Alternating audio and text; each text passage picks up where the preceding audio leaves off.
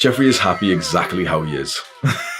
I'm fine. Video games aren't even that bad for you. He doesn't realize just how much time he's wasting on the modern addictions. He says that video games aren't that bad for you, that he only plays for 1 hour a day, but that's not true. Every video gamer who says that he only plays for 1 hour a day is a big, fat, stinky liar. Oh, they piss me off, bro. So after a full day of work, Hamza, I work for 7. Shut the f up. Oh, you crackhead. They piss me off, mate, because I used to use that exact same excuse as well. And it's just cringe. You're obviously not playing for an hour, bro. By the time you've like gotten into a League of Legends game, you literally have less time to finish the game. Stupid. You're just lying to yourself. And do you know what? The reason why so many video gamers say this bullshit of like, oh, but I only play for 1 hour a day after I do all of my good chores and shit, is because they know that they're coping. They know that they're talking about a bad habit here, and that's why they have to tell you. Because if they truly thought it wasn't bad for you, they wouldn't have to like tell you like, oh, I only play for 1 hour. Shut the up, bro. Oh yeah, Jeffrey. This went on a side rant.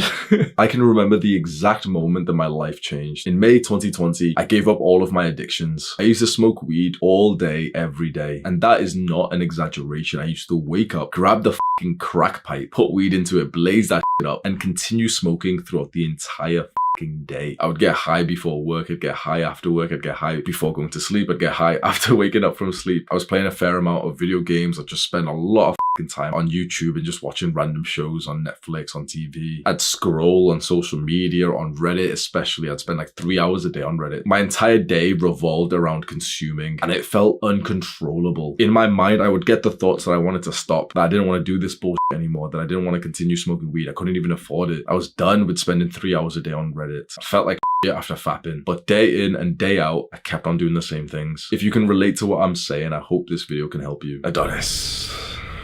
Adonis lives like an old school man, like a caveman. He drastically limits his technology use. Instead, Adonis prefers to be out in nature, amongst animals, seeing the sunrise and the sunset, spending time with his loved ones. It isn't Adonis's preference to be sat hunkered down with poor posture, looking at a screen all day. He knows that that causes sickness, and so Adonis looks around so confused at the majority of people who spend all their time like that. Gather around, boys, we've got a emotional vid. The topic of this video is simple enough to say, okay, stop spending time on YouTube and Reddit and social media. But I think it goes so much deeper than that, because these things are totally ingrained in our lives and we don't even realize how detrimental it is. We are in the most safest, the best time to have ever existed, and yet the majority of us are unhappy, depressed, and anxious. And I think it's almost totally down to the fact that our lives are just based on this virtual reality, that we spend so many hours looking at screens. When was the last time that you touched grass?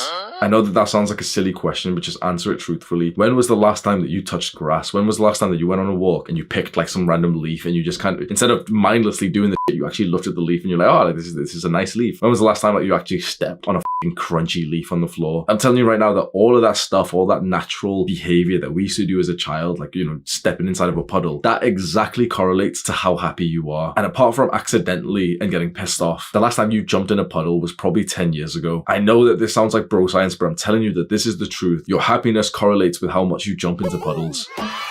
And no one jumps into puddles anymore, because why would we? It's weird, just in case if someone records us. And so we'll spend all of our time just looking at the screen like you are right now. You think you're relating to me and you think that, oh yeah, he's onto something, like, hey, people are so up, but I'm talking to you. You're still watching me through a screen. When I made this YouTube channel, the original purpose that I had, which eventually I actually went on to like somewhat quit this YouTube. No one actually knows this apart from one person. I actually kind of quit this YouTube channel after it like popped off and everything, because the one purpose I had with this channel was to spread specifically the knowledge of dopamine detoxing, of stopping those bad habits, of drastically reducing how long we spend on our screens. And there was a moment where I felt like I kind of ticked it off. I told you everything I knew about reducing your content consumption. And so by the time we hit like 30,000 subscribers and it was all popping off, I literally called the video editor Sam and told him like, yeah, I'm like, bro, I'm done. Not even in a sad way. I literally feel like I've fulfilled the purpose. Like that's as much as I can say. Now I can continue making videos so that, it's a business and everyone's going to be proud of me because Hamza's making so much money and he's so famous and stuff and he's helping the family. But it's like, I'm contributing to the problem. I have to take a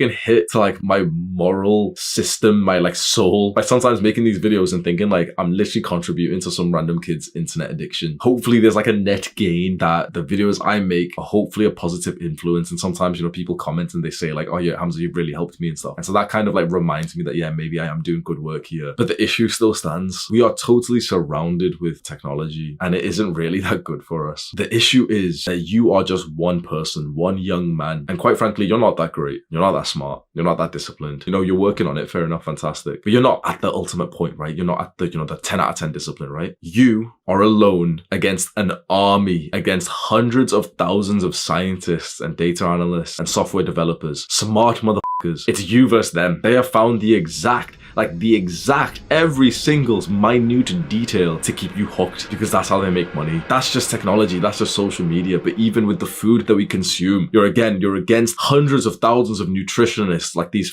fucking evil people who are modifying food for it to be so addictive that you're literally killing yourself whilst eating it. You're just one young man against maybe a million scientists. The fact that you're making any progress right now is fucking remarkable when you really think of it like this. I want you to like sit up straight, put your fucking shoulders back, your chest out high, and think like, those scientists, bro, those fucking nerds, destroy them, bro. They are your competition. Like, they are the enemy. The fact that you're making any progress right now is insane. It's unimaginable. You aren't supposed to be able to make the progress that we are making. To take a step back from the modern addictions to improve your diet, it's not supposed to be possible. It is literally not supposed to be possible to be on self-improvement with what we are against. So again, if you've made any progress, you should be so fucking proud and grateful for yourself. It started with a sense of anger and hatred for me. And I think that's really important because I've seen the personality differences of the people who try to take control of their lives. And there's usually two. There's like the depressed, quite feeble, sad guy who's like, oh, but Hamza, I'm spending too long on YouTube. Then there's the guy who's aggressive about it. Fuck YouTube.